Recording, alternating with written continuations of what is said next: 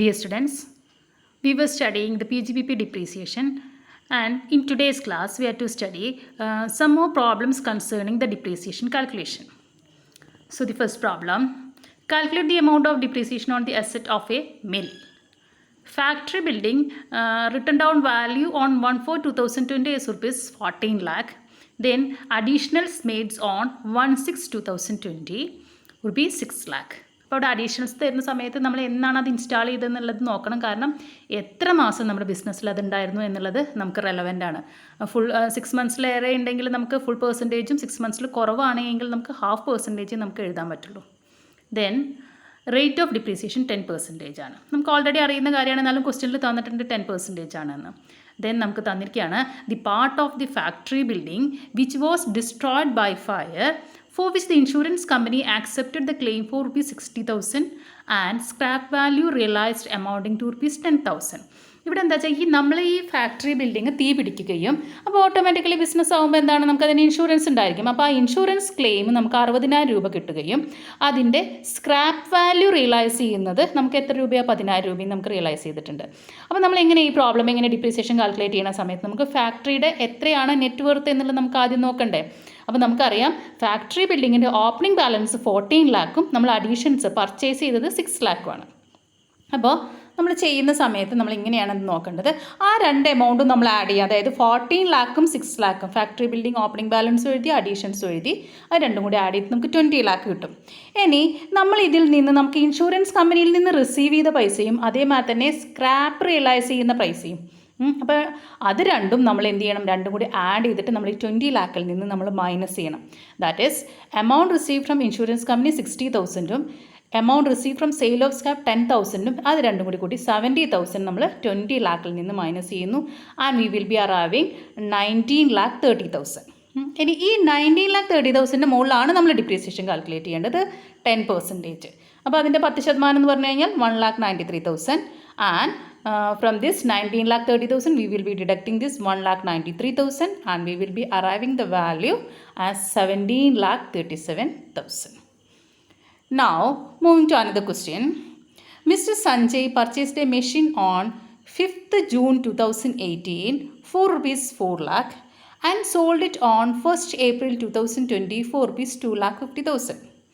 ഇവിടെ machine purchase ചെയ്യുന്നത് സഞ്ജയ് നമ്മുടെ അസിസി മെഷീൻ പർച്ചേസ് ചെയ്യുന്നത് 5th June 2018 4 ലക്ഷം രൂപയ്ക്ക്. എന്നിട്ട് അത് വിൽക്കുന്ന ഡേറ്റിനൊരു പ്രത്യേകത ഉണ്ട്. നമ്മുടെ പ്രീവിയസ് ഇയർ സ്റ്റാർട്ട് ചെയ്യുന്ന ഡേറ്റാണ് അല്ലേ, 1st April 2020 for rupees 2,50,000.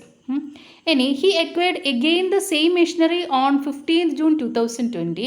അപ്പോൾ ഈ മെഷീനറി വിറ്റൂല, അപ്പോൾ അവിടെ വർക്ക് ചെയ്യാൻ മെഷീനറി വേണമായിരിക്കുമല്ലോ, അപ്പോൾ വേറെ പുതിയ മെഷീനറി വാങ്ങുകയാണ്. എത്ര രൂപയ്ക്ക്, 3 ലക്ഷം രൂപയ്ക്ക്. What will be the actual cost of machinery four the previous year 2020-21. അപ്പോൾ ഇവിടെ നമ്മൾ നോക്കേണ്ടത് എന്താണെന്ന് വെച്ചാൽ പ്രീവിയസ് ഇയർ 2021 നമ്മൾ എന്ത് ചെയ്തിട്ടുണ്ട്, അതിൻ്റെ തുടക്കത്തിൽ നമ്മൾ 2 ലക്ഷം രൂപയ്ക്ക് അത് മെഷീനറി വിറ്റിട്ടുണ്ട്, പിന്നെ നമ്മൾ 3 ലക്ഷം രൂപയ്ക്ക് വാങ്ങിയിട്ടുണ്ട്. അപ്പോൾ ഇതിൽ ഏത് എമൗണ്ടാണ് നമ്മുടെ ആക്ച്വൽ കോസ്റ്റ് ഓഫ് മെഷീനറി. അപ്പോൾ ആ 2 ലക്ഷം രൂപ സെയിൽ ചെയ്ത് അത് ആ കേസിൽ നമ്മൾ എന്താണ് റിട്ടേൺ ഡൗൺ വാല്യൂ വെച്ച് നമ്മൾ അവിടെ എമൗണ്ട് കാൽക്കുലേറ്റ് ചെയ്യണം. ആ എമൗണ്ടും നമ്മൾ പുതിയ വാങ്ങിയ അസറ്റിൻ്റെ വിലയില്ലേ 3 ലക്ഷം രൂപ, ആ എമൗണ്ട് നമ്മൾ കമ്പയർ ചെയ്യുക. എന്നിട്ട് അതിലെ ചെറിയ എമൗണ്ട് ഏതാണോ അതിനെയാണ് നമ്മൾ പ്രീവിയസ് ഇയറിലെ മെഷീനറിയുടെ ആക്ച്വൽ കോസ്റ്റ് എന്ന് പറയുക. അപ്പോൾ ഇതൊരു നമ്മൾ ഈ ക്വസ്റ്റ്യനിൽ ഒരു അഡീഷണൽ ആയിട്ട് കാര്യം പഠിക്കുന്നതാണ് actual cost of the machinery എങ്ങനെയാണ് കാൽക്കുലേറ്റ് ചെയ്യുക എന്ന്. അതായത് നിലവിലുള്ള മെഷീനറീനെ സാധാരണ രീതിയിൽ WDV വെച്ചിട്ട് നമ്മൾ എന്ത് ചെയ്യുന്നു, കോസ്റ്റ് കാൽക്കുലേറ്റ് ചെയ്യുക. എന്നിട്ട് പുതിയതായിട്ട് വാങ്ങുന്ന മെഷീനറി ഉണ്ടായിരിക്കുമല്ലോ, ആ വിലയുമായിട്ട് ആ WDV കമ്പയർ ചെയ്യുക. അതിൽ ഏത് എമൗണ്ട് ആണോ ചെറിയ എമൗണ്ട് അതിനെ നമുക്ക് നമ്മുടെ actual cost of the machinery four the previous year ആയിട്ട് കണക്കാക്കുന്നു. ക്വസ്റ്റ്യനിൽ മെഷീനറിയാണ് ഡിപ്രീസിയേഷൻ 15% നമുക്കറിയാം, എന്നാലും ക്വസ്റ്റ്യനിൽ തന്നിട്ടുണ്ട് റേറ്റ് ഓഫ് ഡിപ്രീസിയേഷൻ 15% എന്ന്. So we can move to the answer. Here the cost on 5/6/2018 is rupees 4 lakh. 2018 വില 4 ലക്ഷം രൂപയാണ്. അപ്പോൾ നമ്മൾ 2018-19 കാലഘട്ടത്തിൽ ഡിപ്രീസിയേഷൻ 15% നമ്മൾ പ്രൊവൈഡ് ചെയ്യണം അല്ലേ. അപ്പോൾ less depreciation four the previous year 2018-19 at the rate of 15% and we will be getting 60,000 as amount. So from this 4 lakh we will be deducting the 60,000 and we will be arriving the return down value four the previous year 2019-20 as rupees 3,40,000. ഇനി ഈ 3,40,000 നിന്ന് നമ്മൾ എന്ത് ചെയ്യുന്നു, 2019-20 depreciation നമ്മൾ minus ചെയ്യുന്നു. depreciation for the previous year 2019-20 at the rate of 15% and എന്താ കിട്ടും നമുക്ക് 51,000 കിട്ടും. അപ്പോൾ നമ്മൾ ഈ 3,40,000-ൽ 51,000 രൂപ മൈനസ് ചെയ്ത് കഴിഞ്ഞാൽ കിട്ടുന്ന എമൗണ്ട് എന്താണോ അതാണ് നമ്മുടെ WDV four the previous year 2020-21 that is 2,89,000. ഇവിടെ നമ്മൾ വിറ്റ വില നമ്മൾ എടുക്കേണ്ട ആവശ്യം വരുന്നില്ല. കാരണം എന്താണ്, പ്രീവിയസ് ഇയറിൻ്റെ തുടക്ക ദിവസമാണ് നമ്മൾ വിൽക്കുന്നത്. അതുകൊണ്ട് നമ്മൾ അതിന് നോക്കേണ്ട ആവശ്യം വരുന്നില്ല. ഇനി നമ്മുടെ കയ്യിൽ ആ അസറ്റിൻ്റെ വില അന്നുണ്ടായിരുന്നത് 2,89,000 രൂപയായിരുന്നു. ഇനി നമ്മൾ ആക്ച്വൽ കോസ്റ്റ് ഓഫ് മെഷീനറി നമ്മൾ നോക്കുന്ന സമയത്ത് നമ്മളിവിടെ താഴെ എഴുതി നോക്കൂ. Actual cost is rupees 2,89,000. അല്ലെങ്കിൽ ഇനി 2,89,000 ഏതുമായിട്ട് നമ്മൾ കമ്പയർ ചെയ്യണം? Cost of re acquisition. നമ്മൾ ഈ അസറ്റ് വീണ്ടും നമ്മൾ അക്വയർ ചെയ്യുന്നുണ്ടല്ലോ 3 ലക്ഷം രൂപയ്ക്ക്, അതുമായിട്ട് നമ്മൾ കമ്പയർ ചെയ്യുന്നു. അപ്പോൾ ഈ 2,89,000 ആണോ 3 lakh ആണോ ഏതാണോ ചെറിയ എമൗണ്ട് അതിനെയാണ് നമ്മൾ എന്ത് പറയുന്നുണ്ടായിരിക്കുക? ആക്ച്വൽ കോസ്റ്റ് എന്ന് പറയുന്നുണ്ടായിരിക്കുക. Hence, the actual cost for the previous year 2020-21 is rupees 2,89,000. അപ്പോൾ ഇത്തരത്തിലുള്ള കണക്കുകൾ നമ്മൾ മുന്നേ ചെയ്തിട്ടില്ല. അപ്പോൾ ഈ കണക്ക് കൃത്യമായിട്ട് മനസ്സിലാക്കി ചെയ്യണം. അപ്പോൾ ഇത്രയൊക്കെയാണ് ഇതിൽ ഡിപ്രീസിയേഷൻ്റെ കാൽക്കുലേഷൻസിൽ വരുന്നുള്ളൂ. ഇനി ഞാൻ നിങ്ങൾക്ക് ഇന്നൊരു ഹോംവർക്ക് തരാം. നോക്കി നോക്കൂ. From the following information compute the amount of depreciation allowable to XY and company, a chartered accountants concerned for the assessment year 2021-22. നമ്മൾ ഈ രീതിയിലുള്ള കണക്ക് നമ്മൾ ചെയ്തത് എല്ലാ ഐറ്റംസിൻ്റെയും റേറ്റ് ഓഫ് ഡിപ്രീസിയേഷൻ തന്നിട്ടുണ്ട്. ഓപ്പണിംഗ് ബാലൻസ് തന്നിരിക്കുകയാണ്. Computer 40% 1,40,000, typewriters 15% 30,000, furniture and fittings 10% 1 lakh rupees, then office building 10% 5 lakh rupees, staff quarters 5% 15 lakh rupees.